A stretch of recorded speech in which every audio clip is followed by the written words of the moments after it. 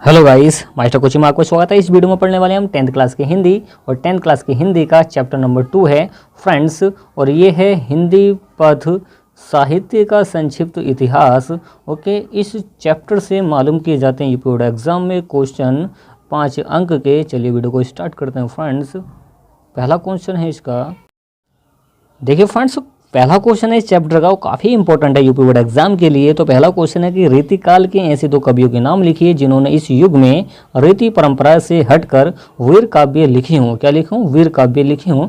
इनकी एक एक कीर्तियों के नाम भी लिखिए। कीर्ति मतलब इनकी बुक वगैरह जो इन्होंने कीर्ति लिखी है उनके नाम लिखवा रहा है। इसी क्वेश्चन को यह करके मालूम किया रीति मुक्त काव्यधारा के किन्हीं दो कवियों के नाम का देखिए नामोल्लेख कीजिए, मतलब नाम लिखिए, उनका नामोल्लेख कीजिए, नाम लिखिए। या फिर मालूम कर रहा है इस क्वेश्चन को इस तरीके से, रीतिमुक्त कवियों में से, किनमें से? रीतिमुक्त कवियों में से किसी एक एक कवि का नाम उल्लेख कीजिए। काफ़ी इजी क्वेश्चन है, तो कम से कम दो कवियों के नाम हमें लिख के बताने हैं। तो देखिए कौन कौन से नाम है इसमें। पहला है भूषण। कौन है? भूषण। ओके, पहला है भूषण, दूसरा है गोरेलाल। ऐसे दो कवि हैं, पहले भूषण है, दूसरे गोरेलाल। ओके, जिन्होंने रीति परंपरा से रीति परंपरा से हटकर वीर काव्य की रचना की है। किसकी वीर काव्य की रचना की है? और भूषण की रचना शिवा बावनी एवं गोरेलाल की रचना क्या है?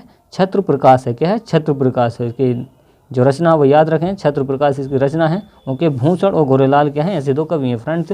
चलिए आईएमपी वाला नेक्स्ट वाला क्वेश्चन पढ़ते हैं फ्रेंड्स। देखिए फ्रेंड्स, नेक्स्ट क्वेश्चन है जो काफ़ी इंपॉर्टेंट क्वेश्चन है इस चैप्टर का। देखिए पद साहित्य का सबसे ज़्यादा इंपॉर्टेंट क्वेश्चन क्या है तो उसको समझिए। देखिए हर साल आता है यूपी बोर्ड एग्जाम में। चलिए क्वेश्चन को समझिए। रीतिकाल के प्रमुख कवियों एवं उनकी रचनाओं के नाम लिखिए। क्या कह रहा है कि रीतिकाल के प्रमुख कवि और उनकी रचनाओं के नाम लिखवा रहा है। ओके, क्या है? रीतिबद्ध कवियों में से किन्हीं दो का नामोल्लेख कीजिए, मतलब नाम लिखिए। कुल मिलाकर बात यह है कि रीतिकाल के कवियों का नाम लिखना है और उनकी रचना बतानी है। ओके, केशवदास किस काल के कवि हैं? उनकी एक एक रचना का नाम क्या है? रीतिकाल के किसी एक कवि का नाम। कुल मिलाकर बात यह है कि रीतिकाल के कवियों के नाम बताने हैं, उनकी रचना का नाम बताने हैं। तो सभी के आंसर इसमें देखिए, क्वेश्चन कैसे भी घुमा के मालूम कर ले। ओके, ऐसे क्वेश्चन का आंसर आपको ऐसे ही लिखना होगा। तो देखिए समझिए इस क्वेश्चन का आंसर फ्रेंड्स। देखिए फ्रेंड्स, इस क्वेश्चन का आंसर समझिए। आंसर काफ़ी इजी है, आपको केवल दो याद करने, इसमें 5 दे रखे हैं। ओके, तो पहले हैं केशवदास। केशवदास कवि हैं, इनकी ये रचनाएं हैं, ये साइड वाली रचनाएं ये कवि हैं। ओके, तो केशवदास की जो रचनाएं हैं वो है रामचंद्रिका है, कवि प्रिया है, रसिक प्रिया है, कवि प्रिया है, रसिक प्रिया। देखिए कवि प्रिया, रसिक प्रिया और रामचंद्रिका, तीनों क्या है? रचनाएं हैं किसकी? केशवदास की। एक है भूषण, भूषण की हैं शिवा बावनी है, छत्रसाल दशक हैं, शिवराज भूषण है। शिवा बावनी है, छत्रसाल दशक हैं, शिवराज भूषण हैं। किसके? भूषण। इनके सबके जो रचनाकार हैं कौन है? भूषण है। तीसरे हैं मतीराम। मतीराम की इनकी हैं रसराज हैं, मतीराम सस्सई हैं, ललित ललाम हैं। देखिए रस राज हैं, मतीराम सस्सई हैं और ललित ललाम हैं। चौथे हैं बिहारी। देखिए बिहारी ने क्या करा है? बिहारी सस्सई लिखी है। जो बिहारी सस्सई लिखी है, बिहारी ने लिखी है। इसमें क्या होता है? इसमें 702 हैं, 700 मतलब 700 दोहे लिखे हुए हैं बिहारी के लिखे हुए। देखिए काफ़ी इन्होंने बड़ी उपलब्धि हासिल करी है हिंदी के अंदर। 5 में है पद्माकर। देखिए पद्माकर, देखिए ये हैं जगत विनोद, इन्होंने लिखी है। पद्माभरण लिखी है, राम और रसायन लिखी है, गंगा लहरी इन्होंने लिखी है। ये सारी रचनाएं किन्होंने लिखी हैं? इन्होंने। ओके, आप इनको याद कर सकते हैं। चलिए नेक्स्ट वाला इंपॉर्टेंट क्वेश्चन पढ़ते हैं फ्रेंड। देखिए फ्रेंड्स, नेक्स्ट क्वेश्चन है जो काफ़ी इंपॉर्टेंट है, ये भी क्वेश्चन है यूपी बोर्ड एग्जाम के लिए। देखिए रीतिकाल की प्रमुख प्रवृत्तियों या विशेषताओं पर संक्षेप में प्रकाश डालिए। तो रीतिकाल की जो प्रवृत्ति हैं, जो विशेषताएं हैं, उन पर संक्षेप में प्रकाश डालना, बताना, उनके बारे में समझाना है। ओके, या फिर क्वेश्चन को मालूम किया है कि रीतिकाल की किन्हीं दो प्रमुख प्रवृत्तियों मतलब विशेषताओं का उल्लेख कीजिए और उस काल के दो कवियों के नाम भी लिखवा रहा है। ओके, रीतिकाल की प्रमुख दो प्रवृत्तियों का उल्लेख कीजिए। इस तरीके से क्वेश्चन को मालूम करेगा घुमा फिरा के। आपको यही आंसर लिखना है जो आपको दिखाया जाएगा। चलिए देखिए फ्रेंड्स, इस क्वेश्चन का आंसर समझिए। आंसर क्या है कि रीतिकाल की प्रमुख प्रवृत्तियाँ विशेषताएं इस प्रकार हैं। किस प्रकार है? देखिए कि पहला है कि रीति या लक्षण ग्रंथों की रचना। क्या है? रीति या लक्षण ग्रंथों की क्या है? एक रचना है। दूसरा है कि श्रृंगार रस। क्या है? श्रृंगार रस की प्रधानता मानी जाती है। जो श्रृंगार रस है ना, उसको रसों का राजा कहा जाता है। और काव्य में क्या है? काव्य में कला पक्ष की प्रधानता। क्या है? कला पक्ष की क्या है? इसमें प्रधानता है। ओके, चौथा है मुक्तक काव्य की प्रमुखता है। जो मुक्तक काव्य है ना, इसमें इसकी प्रमुखता मानी जाती है। ओके, आश्रयदाताओं की प्रशंसा की जाती है इसमें, किसमें? रीतिकाल की प्रमुख प्रवृत्तियों में। ओके, ब्रज भाषा का चरमोत्कर्ष है, मतलब जो आपकी ब्रज भाषा है ना, तो ब्रज भाषा इस जो टाइम है, ये जो टाइम पीरियड है रीतिकाल का, यहाँ पे अच्छे टॉप कर रहा था। ओके, चरमोत्कर्ष रहा था, मतलब क्या अच्छा टाइम पीरियड रहा था इसका। सातवां है कि प्रकृति का उद्दीपन रूप में चित्रण हुआ है, इसमें क्या हुआ है, प्रकृति का उद्दीपन के रूप में क्या हुआ, चित्रण हुआ है। आठवां है कि नति परक, क्या है, नति परक सूक्तियों की रचना की गई है, नति परक तो सूक्तियों की इसमें रचना की गई है। और नौवां है दोहा, सवैया, कविंत, छंद की प्रचुरता है। दोहा है, इसमें सवैया है, क्या है, कवित्व, छंदों की प्रचुरता है। इसका मतलब क्या है, देखिए दोहे तो बिहारी ने लिखे थे, वो बिहारी इसी टाइम पीरियड के हैं। बिहारी ने 700 दोहे लिखे थे, अभी आपको बताया था क्वेश्चन पहले वाले में। ओके, और देखिए भूषण और बिहारी के क्या है, दो प्रमुख कवि हैं। तो भूषण ने लिखे थे ना 700 दोहे, तो ये क्या है, प्रमुख कवि माने जाते हैं इस टाइम पीरियड के रीतिकाल के फ्रेंड्स। चलिए नेक्स्ट वाला बढ़ते हैं।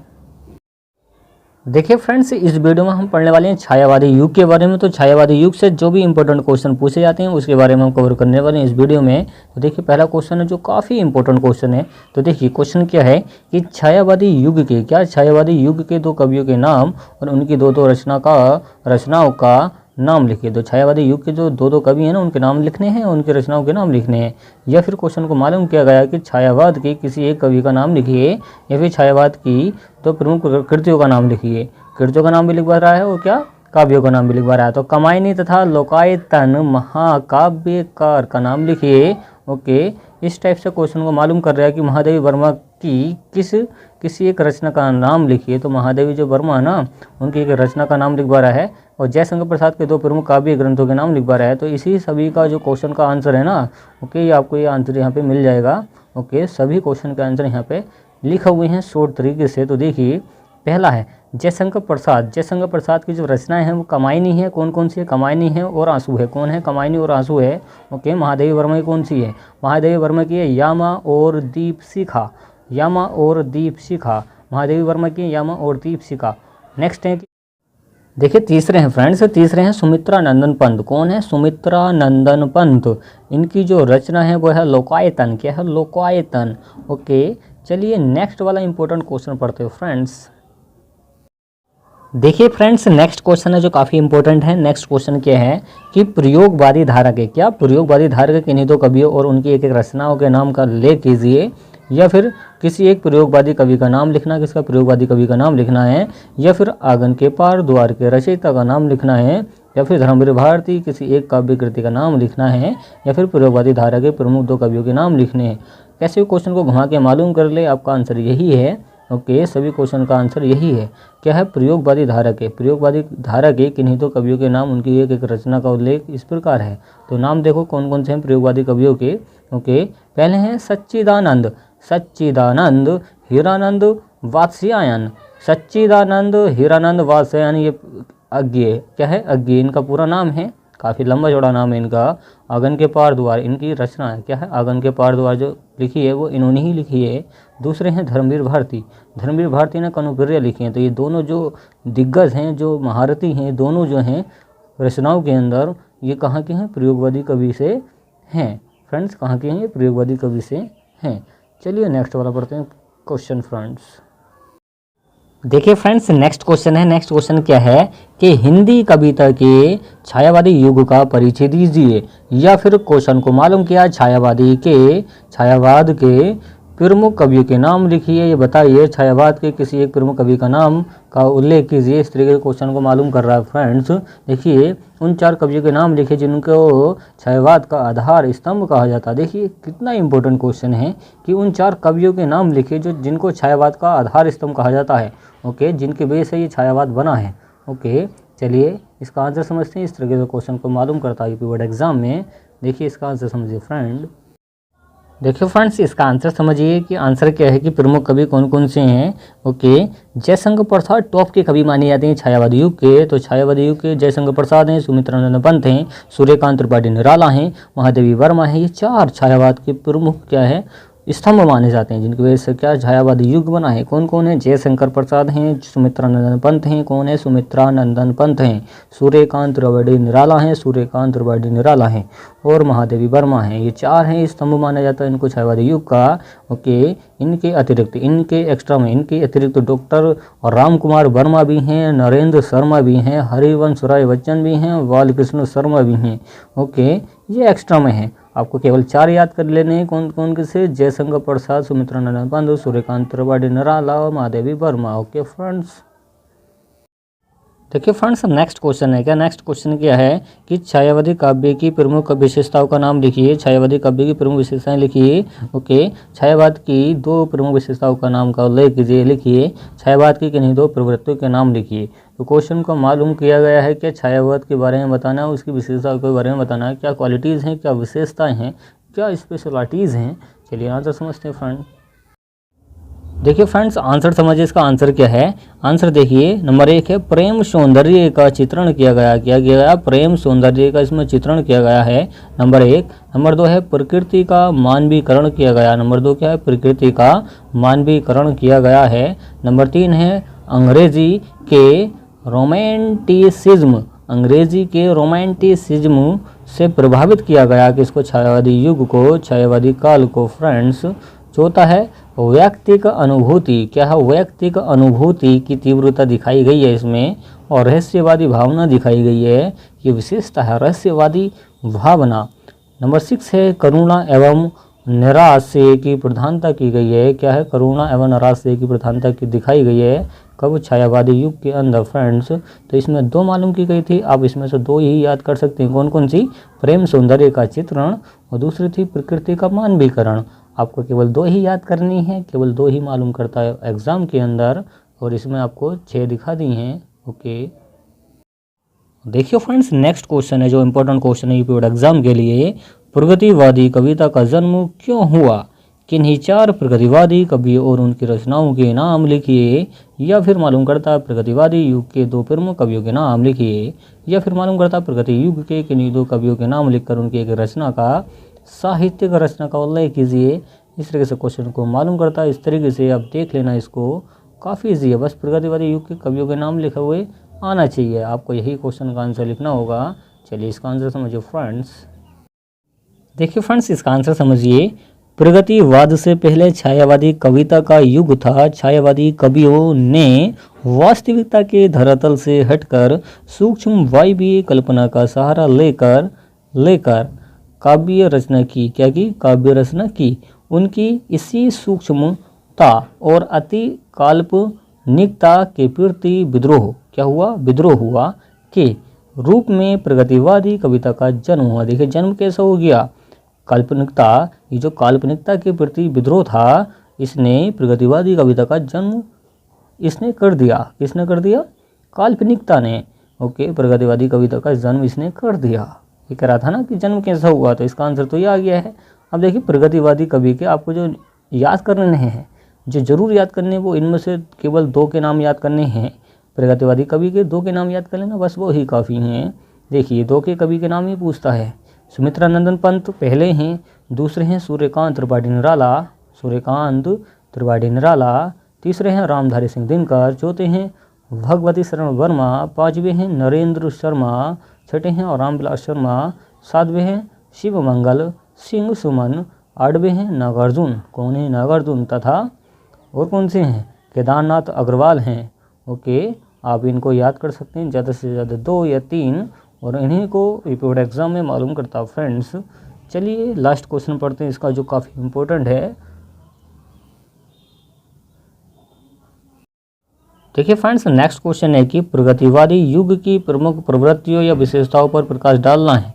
क्या करना है? प्रगतिवादी युग की प्रमुख प्रवृत्तियों या विशेषताओं पर प्रकाश डालना है। तो देखिए डालते हैं प्रकाश इसके बारे में कि प्रगतिवादी युग की 2 विशेषताओं का उल्लेख कीजिए। देखिए कितना इंपॉर्टेंट क्वेश्चन है, हर साल मालूम किया जा रहा है। प्रगतिवादी युग की 2 प्रमुख विशेषताओं का उल्लेख कीजिए। ओके, चलिए इसका आंसर समझते हैं फ्रेंड्स। देखिए प्रगतिवाद काव्य की वह धारा है जिसमें पूंजीवादी व्यवस्था का विरोध करते हुए, पूंजीवादी व्यवस्था का विरोध करते हुए साम्यवाद का काव्यात्मक रूपांतरण हुआ है। क्या हुआ है, साम्यवाद का काव्यात्मक रूपांतरण हो गया है। जो साम्यवाद होता है ना उसका काव्यात्मक क्या होता है, काव्यात्मक रूपांतरण हो गया है। ओके। प्रगतिवादी युग के, क्या कह रहा है कि प्रगतिवादी युग के काव्य की प्रमुख विशेषताएं इस प्रकार हैं। देखिए कौन कौन सी विशेषताएं हैं, इसमें 2 लिखनी है आपको। देखिए पहली है साम्यवादी विचारधारा, कौन सी है, साम्यवादी विचारधारा। और दूसरी कौन सी, देखिए साम्यवादी विचारधारा विशेष रूप से कार्ल मार्क्स ने लिखी है, कार्ल मार्क्स से प्रभावित है।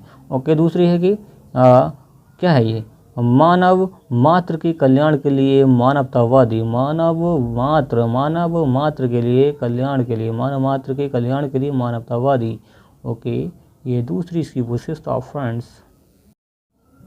देखिए फ्रेंड्स लास्ट क्वेश्चन है इस वीडियो का, क्या है क्वेश्चन कि प्रयोगवादी कविता की प्रमुख विशेषताएं लिखिए, या प्रयोगवादी कविताओं की किन्हीं दो विशेषताओं का प्रवृत्तियों का नाम लिखिए। काफ़ी इंपॉर्टेंट क्वेश्चन है, देखिए आंसर समझिए कि प्रयोगवादी कविता की 2 विशेषताएं इस प्रकार हैं। देखिए कौन कौन सी है, नवीन बिंब एवं नवीन प्रतीकों का मोह।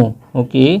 दूसरी है इसकी विशेषता कुंठा और निराशा का स्वर, कुंठा और निराशा का स्वर। तीसरी है अति यथार्थवादी दृष्टिकोण, कैसा है, अति यथार्थवादी दृष्टिकोण। चौथा है सामाजिक असमानता और असंगतियों के प्रति तीक्ष्ण व्यंग्य और कटुक्तियाँ, और क्या है, कटुक्तियाँ हैं।